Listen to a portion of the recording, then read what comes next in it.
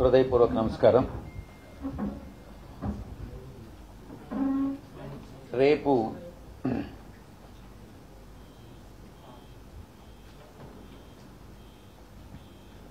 నాలుగవ తారీఖున నాయుడుపేటలో సిద్ధం మహాసభ ముగించుకున్న తర్వాత అక్కడ బయలుదేరి సాయంకాలం గౌరవ ముఖ్యమంత్రి వర్యులు శ్రీ జగన్మోహన్ రెడ్డి గారు నెల్లూరు జిల్లాలో ప్రవేశించడం జరుగుతుంది. 4వ తారీఖు రాత్రి 5వ తారీఖు అంతా కూడా ఆయన ప్రిపరేషన్లో ఉంటారు. అంటే ఒక 4 రోజులకి ఒకసారి మొత్తం ఆ 4 రోజులు జరిగినటువంటి మీటింగులకు సంబంధించి సమీక్ష, రాబోయేటటువంటి 4 రోజులు ఏ రకంగా మీటింగ్స్, స్పందన, ఆ యొక్క సమీక్ష, అంటే 4 రోజులకు ఒకసారి ఈ సమీక్షా సమావేశాలు జరుగుతాయి. అందువల్ల 5వ తారీఖు పూర్తిగా ఎక్కడా పబ్లిక్ మీటింగ్ లేకుండా సమీక్షలు నిర్వహించుకోవడం జరుగుతుంది. 6వ తారీఖు ఉదయం 9:30 నుంచి కార్యక్రమం ప్రారంభమవుతుంది. ఉదయం 9:30 నుంచి అంటే సాధారణంగా జరిగేదానికన్నా భిన్నంగా ఇప్పటి వరకు కూడా మీటింగ్స్ ఎక్కడెక్కడైతే పెట్టామో ఆ మీటింగ్స్ అన్నీ కూడా ఒక ఇంటరాక్టివ్ సెషన్ అన్నటువంటిది ఉండేది. అంటే ఎవరైతే ప్రశ్నలు అడగాలనుకుంటారో వాళ్ళు ప్రశ్నలు అడిగేవాళ్ళు, దానికి గౌరవ ముఖ్యమంత్రి వర్యులు జవాబు చెప్పేవారు. కానీ నెల్లూరులో దానికి కొంచెం భిన్నంగా ఎవరైతే సీఎం గారిని కలవాలనుకుంటున్నారో ఒక్కొక్క నియోజకవర్గం నుంచి ఒక 10 మందిని, మొత్తం 7 నియోజకవర్గాల నుంచి ఒక 70 మందిని కలిపేటటువంటి ప్రయత్నం చేస్తా ఉన్నాం. 7+1 సర్వేపల్లి నియోజకవర్గం కాకాని గోవర్ధన్ రెడ్డన్న గారి నియోజకవర్గం కూడా దీనిలో కలపడం జరిగింది.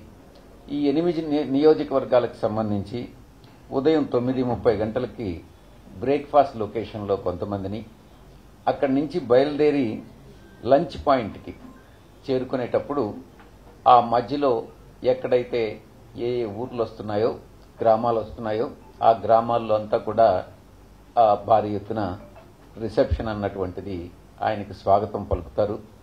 ఆ స్వాగతం పాయింట్స్లో ఆయన దిగి వాళ్ళని విష్ చేయడం కూడా జరుగుతుంది. అక్కడ హారతులు ఇవ్వడం, ఇలాంటివన్నీ కూడా కార్యక్రమాలు జరుగుతాయి. ఆ తర్వాత లంచ్ పాయింట్లో 2 గంటలకి కొంతమందిని కల్పించడం జరుగుతుంది.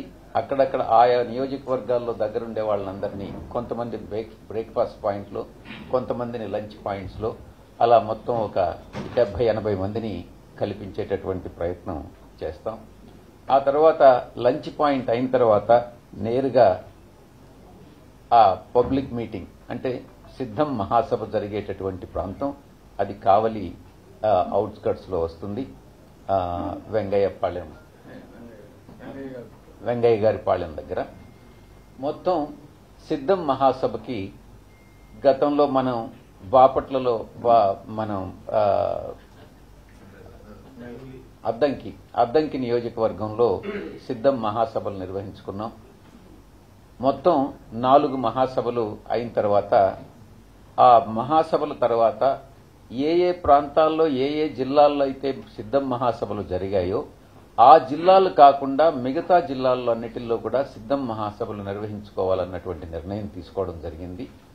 ఆ నిర్ణయంలో భాగంగా నెల్లూరు జిల్లాలో గతంలో సిద్ధం మహాసభ జరపలేదు కాబట్టి కావలి సెంట్రల్ పాయింట్ కింద అన్ని నియోజకవర్గాలకి సెంటర్ అవుతుంది కాబట్టి ఆ సెంటర్ పాయింట్ని ఎన్నుకోవడం జరిగింది. అక్కడ సెంటర్ పాయింట్కి గౌరవ ముఖ్యమంత్రి వర్యులు ఆ సెంటర్ పాయింట్కి విచ్చేసి 4 గంటలకంతా ఆయన రావడం జరుగుతుంది. 4 నుంచి 6 దాకా అంటే మా గౌరవ ముఖ్యమంత్రి వర్యులు 5 గంటల నుంచి 6 గంటల వరకు ప్రసంగిస్తారు. 6 గంటలకి సభ ముగుస్తుంది. 6 గంటల తర్వాత గౌరవ ముఖ్యమంత్రి వర్యులు బయలుదేరి కందుకూరు చేరుకుంటారు. కందుకూరులో రాత్రి బస చేయడం జరుగుతుంది. 4 గంటల నుంచి 5 గంటల వరకు మా యొక్క గౌరవ శాసనసభ్యులు సమన్వయకర్తలు సభను ఉద్దేశించి ప్రసంగించడం జరుగుతుంది. 5 గంటలకి ముఖ్యమంత్రి గారు ప్రసంగిస్తారు. సిద్ధం మహాసభలకి ఉన్నటువంటి స్పందన చాలా అద్భుతంగా ఉంది. మేము సిద్ధం మహాసభలకి ఈ యొక్క 8 నియోజకవర్గాల నుంచి ఇంచుమించుగా 1,00,000కు పై చిలుకు, 1,00,000కి ఎటువంటి పరిస్థితుల్లో తగ్గరని అంచనా వేస్తున్నాం. ఎందుకనంటే స్పందన ఆ రకంగా ఉంది. గ్రామాల నుంచి మాకు మేమొస్తామనని మా గ్రామం నుంచి ఇంతమందిని తీసుకొస్తామని అన్నటువంటి స్పందన కనపడతా ఉంది. కాబట్టి ఎటువంటి పరిస్థితుల్లో 1,00,000కు తగ్గకుండా వస్తారనని మేము ఆశిస్తా ఉన్నాం. ఈ యొక్క సిద్ధం మహాసభలన్నీ కూడా చాలా చాలా విజయవంతంగా ప్రజలు ఆయన ఇచ్చేటటువంటి గౌరవ ముఖ్యమంత్రి వర్యులు ఇచ్చేటటువంటి సందేశాన్ని వినేదానికి వస్తా ఉన్నారు.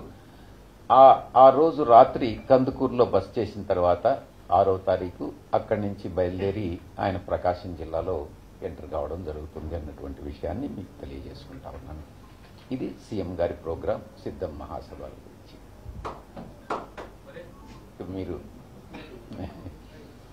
మీరు ఏదైనా సందేహాలుంటే ప్రశ్నలు ఉంటే అడగచ్చు.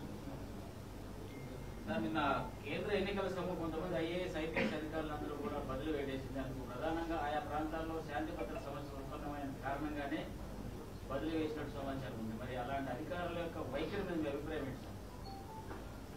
ఉదాహరణకు నెల్లూరు తీసుకున్నాం. శాంతి భద్రతల సమస్య ఏముంది? తిరుపతిలో శాంతి భద్రతల సమస్య ఎక్కడుంది? చిత్తూరులో ఎక్కడుంది? గుంటూరులో ఎక్కడుంది? శాంతి భద్రతల సమస్య అని మీరు ఎలా చెప్తున్నారు?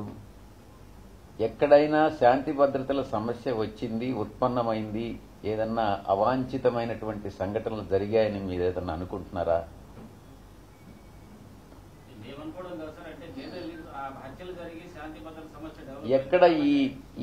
ఎక్కడ హత్యలు జరిగాయి మీరే చెప్పండి. ఆరోపణ చేయడం కాదు కదా. విలేకరణ తర్వాత మీరు ప్రశ్నించే ముందు ఆధారాలతో కూడా ప్రశ్నించాలి. ఎక్కడ హత్యలు జరిగాయి? ఎవరు మీరు ఒకసారి ఎవరు అడిగింది? ఎక్కడ జరిగాయి రమేష్ బాబు?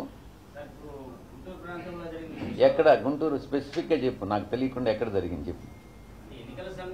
నువ్వు రమేష్ బాబు నువ్వు అడిగిన దానికి స్ట్రైట్ గా చెప్పుమ్మా. నువ్వు ఎక్కడ హత్య జరిగింది? నువ్వు చెప్తున్నావు కదా హత్య జరిగిందనని.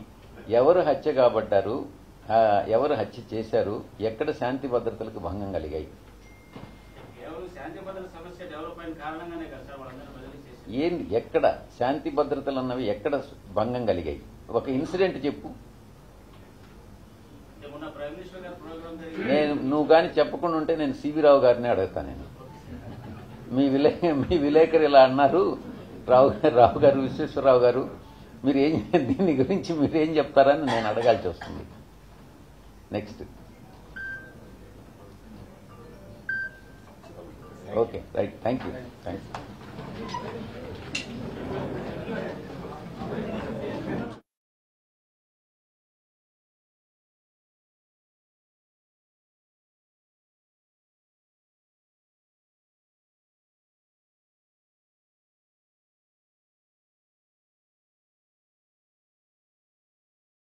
Please subscribe Dot News.